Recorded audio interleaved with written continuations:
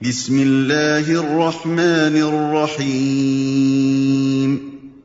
آل عمران نام۔ اس صورت میں ایک مقام پر آل عمران کا ذکر آیا ہے، اسی کو علامت کے طور پر اس کا نام قرار دے دیا گیا ہے۔ زمانہ نزول اور اجزائے مضمون، اس میں 4 تقریریں شامل ہیں۔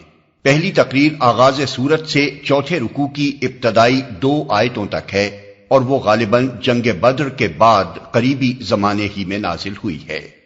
دوسری تقریر آیت اللہ نے آدم اور نوح اور آل ابراہیم اور آل عمران کو تمام دنیا والوں پر ترجیح دے کر اپنی رسالت کے کام کے لیے منتخب کیا تھا سے شروع ہوتی ہے اور چھٹے رکوع کے اختتام پر ختم ہوتی ہے۔ یہ 9 ہجری میں وفد نجران کی آمد کے موقع پر نازل ہوئی۔ تیسری تقریر 7ویں رکوع کے آغاز سے لے کر 12ویں رکوع کے اختتام تک چلتی ہے، اور اس کا زمانہ پہلی تقریر سے متصل ہی معلوم ہوتا ہے۔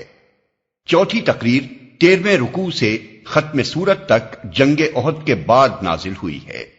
خطاب اور مباحث، ان مختلف تقریروں کو ملا کر جو چیز ایک مسلسل مضمون بناتی ہے وہ مقصد و مدعا اور مرکزی مضمون کی یکسانیت ہے۔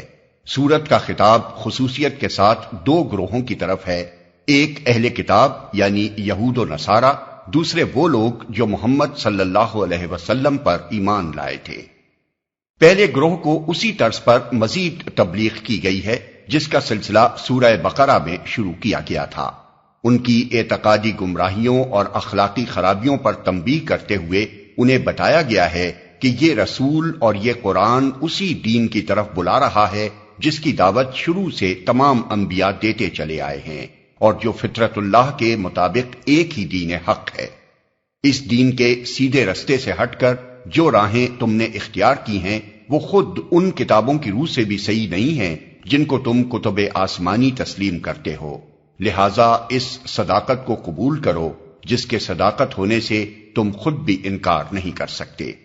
دوسرے گروہ کو جو اب بہترین امت ہونے کی حیثیت سے حق کا علمبردار اور دنیا کی اصلاح کا ذمہ دار بنایا جا چکا ہے، اسی سلسلے میں مزید ہدایات دی گئی ہیں جو سورہ بقرہ میں شروع ہوا تھا۔ انہیں پچھلی امتوں کے مذہبی و اخلاقی زوال کا عبرتناک نقشہ دکھا کر متنبع کیا گیا ہے کہ ان کے نقش قدم پر چلنے سے بچیں۔ انہیں بتایا گیا ہے کہ ایک مصلح جماعت ہونے کی حیثیت سے وہ کس طرح کام کریں اور ان اہل کتاب اور منافق مسلمانوں کے ساتھ کیا معاملہ کریں جو خدا کے راستے میں طرح طرح سے رکاوٹیں ڈال رہے تھے۔ انہیں اپنی ان کمزوریوں کی اصلاح پر بھی متوجہ کیا گیا ہے جن کا ظہور جنگ احد کے سلسلے میں ہوا تھا۔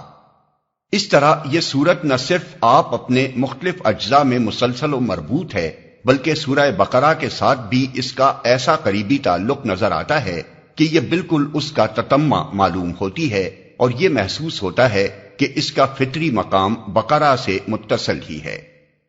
شان نزول، سورت کا تاریخی پس منظر یہ ہے۔ ایک، سورہ بقرہ میں اس دین حق پر ایمان لانے والوں کو جن آزمائشوں اور مصائب و مشکلات سے قبل از وقت متنبع کر دیا گیا تھا وہ پوری شدت کے ساتھ پیش آ چکی تھیں۔ جنگ بدر میں اگرچہ اہل ایمان کو فتح حاصل ہوئی تھی، لیکن یہ جنگ گویا بھیڑوں کے چھتے میں پتھر مارنے کے ہم مانی تھی۔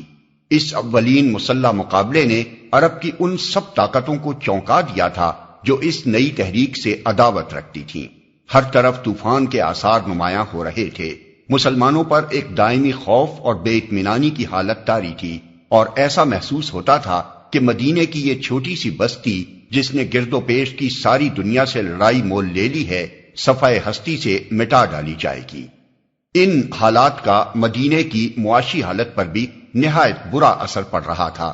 اول تو ایک چھوٹے سے قصبے میں جس کی آبادی چند 100 گھروں سے زیادہ نہ تھی، یکا یک مہاجرین کی ایک بڑی تعداد کے آ جانے ہی سے معاشی توازن بگڑ چکا تھا۔ اس پر مزید مصیبت اس حالت جنگ کی وجہ سے نازل ہو گئی۔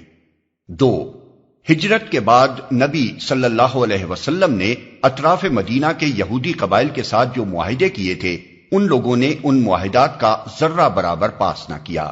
جنگ بدر کے موقع پر ان اہل کتاب کی ہمدردیاں توحید و نبوت اور کتاب و آخرت کے ماننے والے مسلمانوں کی بجائے بت پوجنے والے مشرکین کے ساتھ تھیں۔ بدر کے بعد یہ لوگ کھلم کھلا قریش اور دوسرے قبائل عرب کو مسلمانوں کے خلاف جوش دلا دلا کر بدلہ لینے پر اکسانے لگے۔ خصوصاً بنی نذیر کے سردار کعب بن اشرف نے تو اس سلسلے میں اپنی مخالفانہ کوششوں کو اندھی عداوت بلکہ کمینہ پن کی حد تک پہنچا دیا۔ اہل مدینہ کے ساتھ ان یہودیوں کی ہمسائیگی اور دوستی کے جو تعلقات صدیوں سے چلے آ رہے تھے ان کا پاس و لحاظ بھی انہوں نے اٹھا دیا۔ آخر کار جب ان کی شرارتیں اور عہد شکنیاں حد برداشت سے گزر گئیں تو نبی صلی اللہ علیہ وسلم نے بدر کے چند مہینے بعد بنی قینقاع پر، جو ان یہودی قبیلوں میں سب سے زیادہ شریر لوگ تھے، حملہ کر دیا اور انہیں اطراف مدینہ سے نکال باہر کیا۔ لیکن اس سے دوسرے یہودی قبائل کی آتش اناد اور زیادہ بھڑک اٹھی۔ انہوں نے مدینے کے منافق مسلمانوں اور حجاز کے مشرک قبیلوں کے ساتھ ساز باز کر کے اسلام اور مسلمانوں کے لیے ہر طرف خطرات ہی خطرات پیدا کر دیے، حتیٰ کہ خود نبی صلی اللہ علیہ وسلم کی جان کے متعلق ہر وقت یہ اندیشہ رہنے لگا کہ نامعلوم کب آپ پر قاتلانہ حملہ ہو جائے۔ صحابہ کرام اس زمانے میں بالعموم ہتھیار بند سوتے تھے، شب خون کے ڈر سے راتوں کو پہرے دیے جاتے تھے۔ نبی صلی اللہ علیہ وسلم اگر تھوڑی دیر کے لیے بھی کہیں نگاہوں سے اوجھل ہو جاتے تو صحابہ کرام گھبرا کر آپ کو ڈھونڈنے کے لیے نکل کھڑے ہوتے تھے۔ 3. بدر کی شکست کے بعد قریش کے دلوں میں آپ ہی انتقام کی آگ بھڑک رہی تھی کہ اس پر مزید تیل یہودیوں نے چھڑکا۔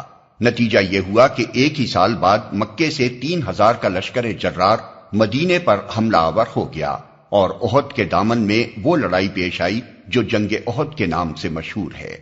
اس جنگ کے لیے نبی صلی اللہ علیہ وسلم کے ساتھ 1000 آدمی مدینے سے نکلے تھے، مگر راستے میں سے 300 منافق یکا یک الگ ہو کر مدینے کی طرف پلٹ گئے، اور جو 700 آدمی آپ کے ساتھ رہ گئے تھے ان میں بھی منافقین کی ایک چھوٹی سی پارٹی شامل رہی جس نے دوران جنگ میں مسلمانوں کے درمیان فتنہ برپا کرنے کی ہر ممکن کوشش کی۔ یہ پہلا موقع تھا جب معلوم ہوا کہ مسلمانوں کے اپنے گھر میں اتنے کثیر التعداد مارے آستین موجود ہیں، اور وہ اس طرح باہر کے دشمنوں کے ساتھ مل کر خود اپنے بھائی بندوں کو نقصان پہنچانے پر تلے ہوئے ہیں۔ 4. جنگ احد میں مسلمانوں کو جو شکست ہوئی اس میں اگرچہ منافقین کی تدبیروں کا ایک بڑا حصہ تھا، لیکن اس کے ساتھ مسلمانوں کی اپنی کمزوریوں کا حصہ بھی کچھ کم نہ تھا، اور یہ ایک قدرتی بات تھی کہ ایک خاص طرز فکر اور نظام اخلاق پر جو جماعت ابھی تازہ تازہ ہی بنی تھی، جس کی اخلاقی تربیت ابھی مکمل نہ ہو سکی تھی، اور جسے اپنے عقیدہ و مسلک کی حمایت میں لڑنے کا یہ دوسرا ہی موقع پیش آیا تھا، اس کے کام میں بعض کمزوریوں کا ظہور بھی ہوتا۔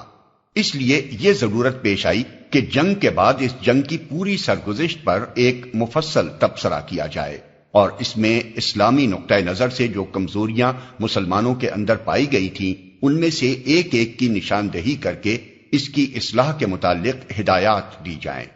اس سلسلے میں یہ بات نظر میں رکھنے کے لائق ہے کہ اس جنگ پر قرآن کا تبصرہ ان تبصروں سے کتنا مختلف ہے جو دنیاوی جنرل اپنی لڑائیوں کے بعد کیا کرتے ہیں۔